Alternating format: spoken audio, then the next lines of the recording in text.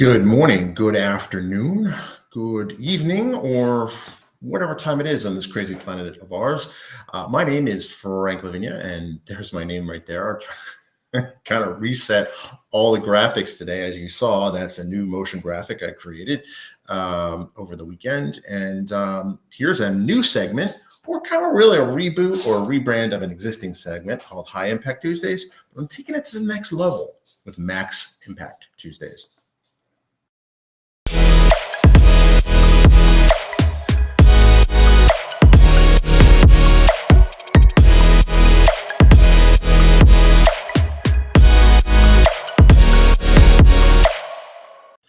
All right, so you can see I've definitely had a lot of fun playing around with some of the motion graphics stuff that I've been getting into. Obviously, I have enough monitors and whatnot to make that work, but this segment is generally going to focus on not on my graphic design skills or my motion graphic skills, which are I'm rather proud of them, but it's really going to focus on the things that are going to have maximum impact on our lives, on our businesses, and well, anything. Generally, this will be technology, which I think kind of the probably the one that is the most obvious. And let me see if I can share my screen this time. Last time it didn't work. All right, that's not what I wanted. One of the things I've seen a lot of chatter on some of the groups that I'm on is this little bit of technology here. Let's see, can I do side by side? There we go. Is DALL-E 2. And basically, it's an AI system that lets you define,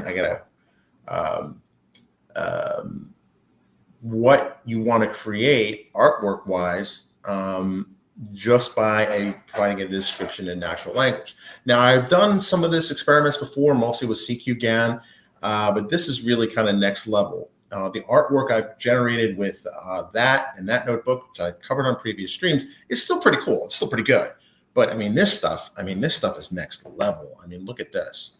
Let's see, does it let me go through? You can kind of, this reminds me of that song, Going Through a Desert and a Horse with No Name, this picture. There's definitely something going on here in terms of its ability to create. And it can take an existing image and create variations on the original. Now, the GAN I've been using kind of works like that, but not to this level. It does kind of deviate. You kind of have to stop it kind of early on in the process. Hey, Dr. Gautam, how's it going? Good evening to you as well, sir. I am doing well. I hope you're doing well. We are finally moved out of the old house. We're selling the old house. So I am now able to have all my toys in one room where I can do some amazing stuff. Still haven't unpacked the green screen or the studio or the tripods. So look for that to be coming soon. If we sell the house for enough, what we're asking for, I might just convince the wife that I need a separate outbuilding for the office. And I want to put in a greenhouse too. Because one of the things I've gotten into, started really at the old house during the winter, was hydroponics. So I've really been inspired by Andy, my brother from another mother. His greenhouse project is really cool. I want to kind of make it like we have a sunroom in the new house, it's actually right above me. And I've been using that as kind of like an indoor garden greenhouse with some hydroponic systems. Really fascinating tech, and I definitely want to kind of wire it up with IoT sensors and stuff, so I can kind of remotely monitor and water my garden and whatnot. Some fascinating tech there. Don't worry, I will share it. If we do build an outbuilding, I really want it to be powered primarily by solar. So if you follow me on Instagram or saw some of my posts earlier this weekend, I took Father's Day as a chance to have the kids help me unpack the solar panels and repair them, because they were outside for a number of years, and I guess some of these connectors are not really weather rated. So actually, some of the connectors actually rusted off and got stuck in there. Some of it because the landscapers, I guess during the move, it kind of like pulled out because it was kind of blocking the grass. So it didn't travel as well as I thought it would.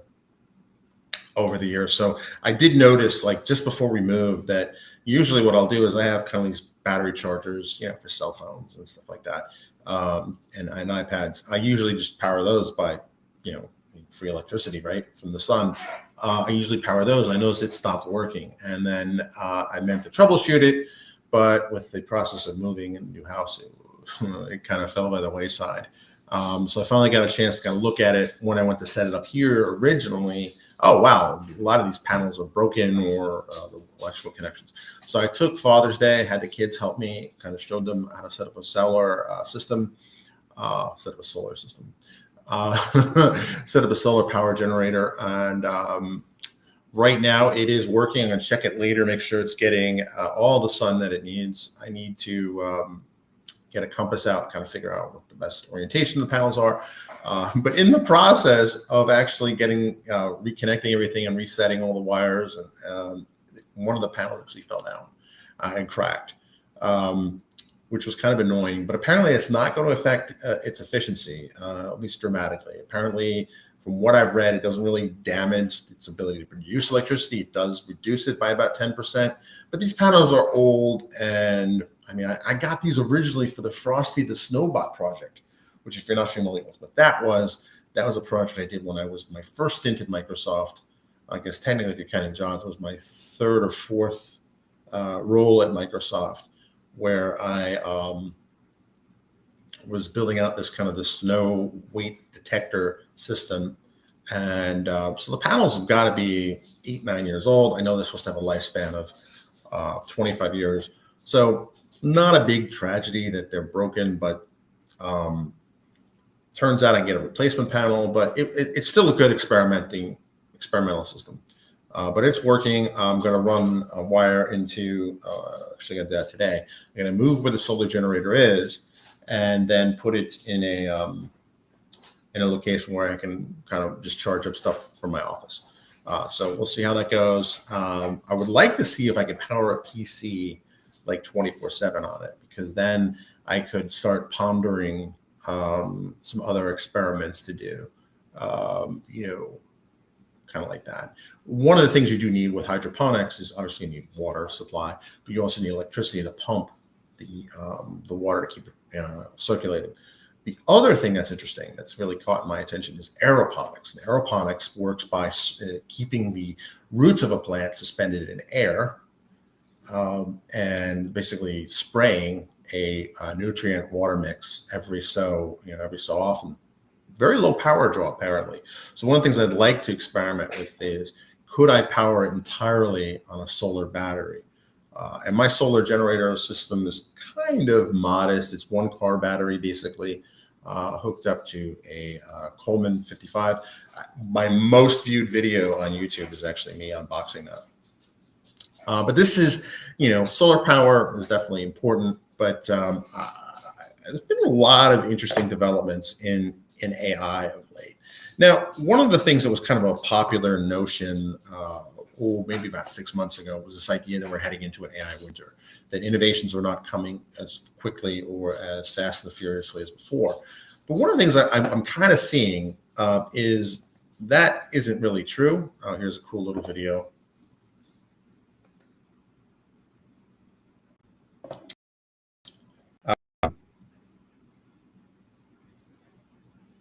So I'm going to take this off because I can't mute that. But what's interesting is that while the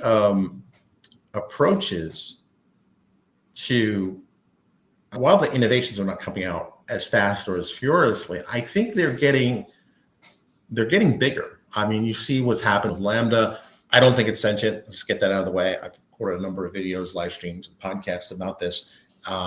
It's not sentient, but the fact that it can kind of fool someone who we would assume is quite an accomplished engineer, an ML engineer, I think says something about its sophistication.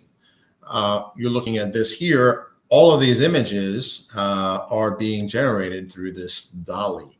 So I think what you're seeing now, instead of there being a lot of innovations happening all the time, I think what you're seeing is big innovations happening less often. So think about, like, if you're a kid, I don't do this now. When you're climbing steps, right? What do? Right? You want to get the stairs faster, right? The first inclination, what you do is you just basically rapidly go up one step at a time, right? Go faster and faster, faster. One of your first inclinations, I know my kids do this, right? Is to climb 2 or 3 steps at a time. And you're still not really going that much faster. At least I never was able to get the speed. So it's really kind of this thing where I think the innovation in this space is getting bigger. We're taking 2 or 3 steps at a time as opposed to 1 step kind of every day. We're taking 2 or 3 steps at a time. So I would say that the AI winter, that kind of fear, I think that is, I'm not as worried about that now as I was, say, maybe a year ago. Because if you look at these innovations that are happening, this is kind of big. And the level of sophistication that these models are able to produce, and that I think is really kind of going to be the next generation of AI solutions. Now, aside from producing NFTs, what is this stuff really good for? Well, I think that remains to be seen. I think usually you'll have the innovation come first, and the exploitation or the commercialization come later. And who knows what this will lead to? Could we have, certainly this is going to do wonders for meme creation, but how will this affect the enterprise? Well, I think that remains to be seen. I think there's a lot of room for creativity in that space, for creation in that area. So the short of it is that these generative technologies, or generative AI technologies, are going to have a huge impact on all of our lives. It's going to have a huge impact, I think, on the art world, what we consider art, right? If this is made by a machine, who owns the copyright to that? Do I, as the person who created the text that generated that, do I own the copyright to that? Or does the creator of the algorithm own the copyright to that? Or is there no copyright guarantee or rights to that guaranteed? I believe I read that a court case said art generated by, I forget where it was, but it was art generated by an AI has no copyright. So that's interesting. I wonder how that will change things, or will the law change? It'll be interesting to see kind of how that unfolds as we get further into this. But I think we are, I don't think we're in danger or imminent danger of an AI winter, certainly not the likes we saw from the 80s to the early 90s, or arguably the late 90s. I don't think we're in danger of that. I think there are going to be obstacles, and I think that there's a lot of smart people working on solutions for this. I think one of the things that does need to be thought of more, let's see what this looks like. Interesting. In terms of, just thinking out loud, how this could be used in a commercial setting is I could describe, well, let's say the greenhouse I want to build, right? Actually, looks kind of like what I'm thinking. I could describe what I want to build and have the AI kind of produce some ideas, and I can talk to a person then and say, hey, I like this, I like that. Can we change it? And then we can work on doing that. That I can see as a very real possibility. But it's a fascinating approach. It's a fascinating, fascinating workspace. So that's what the original image is. Let's see. Oh, look, they added a corgi. So apparently Shiba Inus are for coins and memes, and corgis are there. I gotta get dachshunds and Weimaraners in on the game. But it's fascinating. And what just impresses me about this is how the research for this is all out in the open.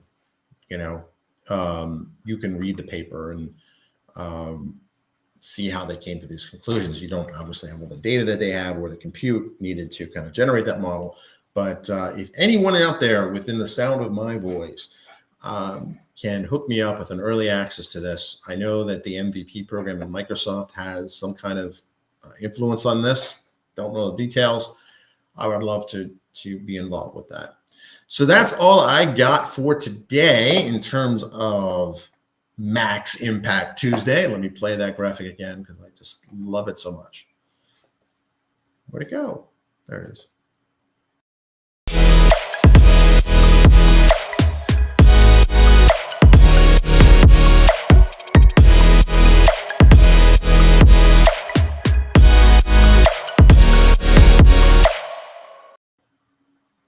Let me know in the comments below wherever you're watching this, whether it's YouTube, LinkedIn, Twitter, Facebook, and I know I'm forgetting another platform, Twitch. How can I forget Twitch? Let me know what you think in the comments, anything you'd like me to cover on High Impact Tuesdays. And my name is Frank Lavinia, and you can catch me at the following URLs: franksworld.com, data-driven TV in impactquantum.com, and a forthcoming URL. And I just realized that my little sign there is now face down. That was a mistake. Hey, I can add a ticker now. What's this? Ooh, that's cool. All right. They've definitely made some improvements to the Restream interface, so I will definitely get to geek out on that. But let me know if there's anything you'd like to see covered in this space. I think it's just it's an amazing technology, and it is. You know what I should do for the next stream? I should compare the access, those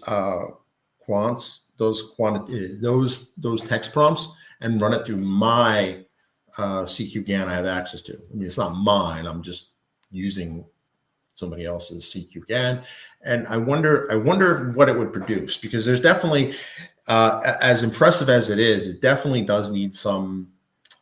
It doesn't have the finishing, the fit and finish of this thing here. Like, just look at the fit and finish of these images. Now, are all the images that DALL-E produces winners, or are we just looking at the highlight reel? That I'm not sure. Interesting. Very creative. All right, thanks. Thank you for tuning in live, Dr. Gautam. Definitely should reach out to me, and we can reschedule that podcast. I saw on the news that there are another rounds of flooding about where you are. Hopefully you're safe, and you have a great day. And I'm going to play. Do I have outro graphics? No, I need to come up with outro graphics.